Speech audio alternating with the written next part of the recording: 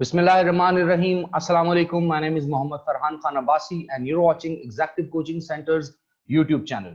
I welcome you to our newly organized series, that is Pakistan series, और episode number 7 में मैं आपको welcome कहता हूँ again. आज हम बात करेंगे यूनाइटेड स्टेट ऑफ अमेरिका के एक डक प्रेसिडेंट जो कि 20 जनवरी 2021 को जिनको व्हाइट हाउस छोड़ना है और जो बाइडेन को एज ए प्रेसिडेंट, जो कि इलेक्शन के रिजल्ट्स अभी तक बता रहे हैं वो एक प्रेसिडेंट इलेक्ट हो गए हैं, डेमोक्रेट्स के रिप्रेजेंटेटिव थे। बट डोनाल्ड ट्रंप प्रेसिडेंसी छोड़ने के लिए तैयार नहीं है और एक नया प्लॉट कर रहे हैं, और वो नया प्लॉट या नई कॉन्स्पिरेसी क्या होगी to trigger a war against Iran. Iran के अगेंस्ट वो वॉर क्यों करना चाहते हैं? इजराइल और Saudi Arabia United State of America के sitting president Donald J Trump का साथ क्यों देंगे? अगर ईरान पे अटैक होता है तो प्रेसिडेंट डोनाल्ड ट्रंप की प्रेसिडेंसी कैसे एक्सीड कर सकती है? वो कैसे वॉर टाइम प्रेसिडेंट बन जाएंगे? क्यों इंडिया पाकिस्तान के ऊपर अटैक करेगा? अभी पिछले ही 2 हफ्ते पहले बैका के नाम से बेसिक एक्सचेंज कॉर्पोरेशन एग्रीमेंट हुआ है, 2+2 एग्रीमेंट हुआ है इंडिया और यूनाइटेड स्टेट ऑफ अमेरिका के दरमियान। उस एग्रीमेंट में अमेरिका के representative secretary of defence doctor mark Esper, जिन्होंने साइन भी किए थे उस एग्रीमेंट के सिग्नेटरी भी थे, उनको डोनाल्ड ट्रंप ने क्यों निकाला है, क्यों सैक किया है, क्यों फायर किया है, आज हम डिटेल में आपसे डिस्कस करेंगे ये तमाम चीजें। और ये तमाम चीजें हमने इंटरनेशनल लिटरेचर से पिक की हैं, जिसमें न्यूयॉर्क टाइम है और एशिया टाइम्स के कुछ बड़े इंपॉर्टेंट आर्टिकल्स हैं। तो सबसे पहले तो हम बात करते हैं कि क्यों इलेक्शन रिगिंग का इल्जाम लगाया जा रहा है डोनाल्ड ट्रंप की तरफ से इलेक्शन के दौरान भी और इलेक्शन के बाद भी।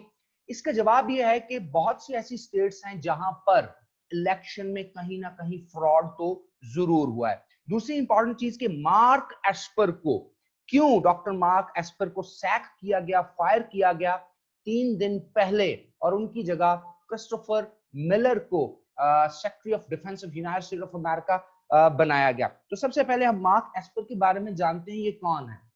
मार्क एस्पर बेसिकली वो शख्स है जिन्होंने इसी साल जनवरी 2020 में, जब डोनाल्ड ट्रंप ईरान के अगेंस्ट जंग करने जा रहे थे, जंग पे जा रहे थे, तो मार्क एस्पर ने इसकी मुखालफत की थी। नंबर 2, मार्क एस्पर वो वाहिद शख्स हैं जिन्होंने डोनाल्ड ट्रंप के एक ऑलरेडी जो कि बिल्ट अप नैरेटिव था जिसको वो प्रमोट कर रहे थे, उसके अगेंस्ट बात की थी जब जनरल सुलेमानी शहीद को ईरान में एक मिसाइल अटैक से शहीद कर दिया गया था।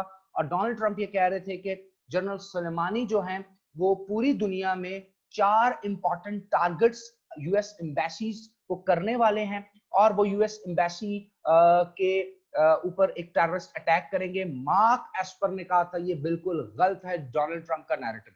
उसके अलावा एस्पर वो वाहिद ऐसे शख्स हैं जो कि ईरान के उस स्टांस के साथ खड़े हैं जिसमें ईरान अमेरिका से सैंक्शंस कम करने की बात करता है, अपने न्यूक्लियर जितनी भी उनकी इनरिचमेंट चल रही है उसको लिमिटाइज करने की बात करता है, ट्रेड की बात करता है। और साथ ही साथ मार्क एस्पर ने डोनाल्ड ट्रंप के इस आर्ग्यूमेंट को भी निगेट किया था जिसमें डोनाल्ड ट्रंप ये कहते थे कि जो ईरान के कल्चरल सेंटर्स हैं उनको बंद किया जाए।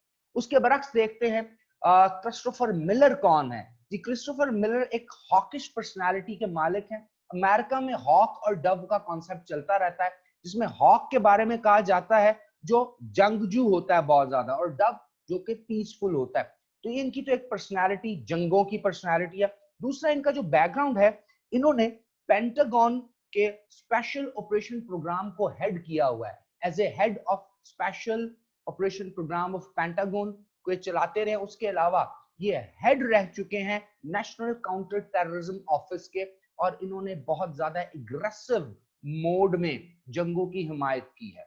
अब क्रिस्टोफर मिलर आके क्या करेंगे? क्रिस्टोफर मिलर आके एक कॉन्स्पिरेसी है जिसको प्लॉट किया है Israeli prime minister Benjamin Netanyahu ने, और उसमें उनका साथ दे रहे हैं डोनाल्ड ट्रंप, और उसके साथ साथ सऊदी अरबिया भी उनके साथ है। बिकॉज जो बाइडेन है उसका जो नैरेटिव है ईरान से रिलेटेड वो बड़ा ही पैसिफिक है, पीसफुल है, और अगर ईरान के साथ ताल्लुकात अच्छे होते हैं तो आपको मालूम होना चाहिए कि सऊदी अरबिया के लिए बहुत ज्यादा प्रॉब्लम बनेगी।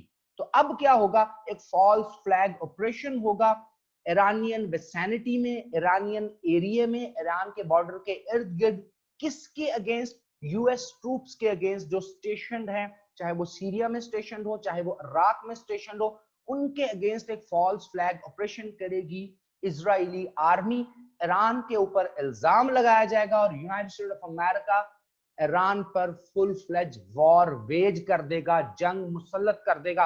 और साथ ही साथ basic exchange and cooperation agreement के तहत जो 3 हफ्ते पहले अमेरिका और यूनाइटेड स्टेट्स ऑफ अमेरिका और इंडिया के दरमियान हुआ, जिसको 2+2 एग्रीमेंट कहा जाता है, जिसमें पाकिस्तान और चाइना की नेवल सर्वेलेंस, उसके साथ साथ बे ऑफ बंगाल, साउथ चाइना सी, उसके अलावा आपका स्ट्रेट ऑफ हॉर्मज, इन तमाम एरियाज की surveillance, real time reporting, real time information, real time spying और रियल टाइम इंफॉर्मेशन और टारगेट्स, इंस्टॉलेशंस, मिलिट्री मूवमेंट्स, मोबिलाइजेशंस, सब के बारे में इंडिया को बताया जा रहा है। एक दिन पहले इंडिया ने वादी नीलम पर डायरेक्टली मैसेकरिंग की है, अटैक किया है। 25 से ज्यादा लोग वादी नीलम कश्मीर में शहीद हो चुके हैं और इंडिया अब इसको बहुत स्पीड अप करने जा रहा है। तो याद रखिएगा, आने वाले वक्त में, जो मैंने पहले भी अपनी पिछली एपिसोड में कहा था कि एक नया अलायंस बनने जा रहा है, नई जंगें बनने जा रही हैं और डोनाल्ड ट्रंप किसी भी सूरत नहीं चाहते कि वो व्हाइट हाउस को छोड़ें। और विद इन अमेरिका बहुत बड़ा क्यास आने लगा है। अमेरिका में सिविल डिसओबीडियंस होने के चांसेस हैं, क्यास के चांसेस हैं, लोगों के सड़कों पे आने के चांसेस हैं, क्योंकि डोनाल्ड ट्रंप किसी भी सूरत व्हाइट हाउस को छोड़ने को तैयार नहीं और एक नई जंग का आगाज करके वो अपनी इस प्रेसिडेंसी को कंटेन करेंगे as a war time president, जो कि अमेरिका का एक कल्चर भी है।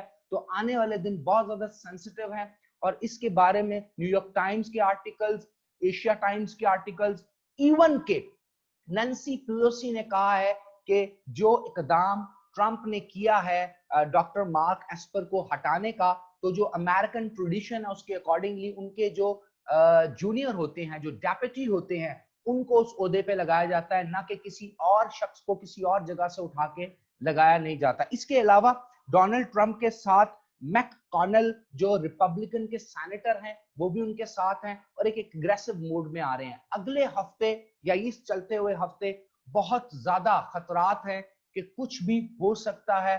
तब तक के लिए इजाजत दीजिएगा। Wish you best of luck. Thank you very much. अल्लाह हाफिज। नासिर, पाकिस्तान जिंदाबाद।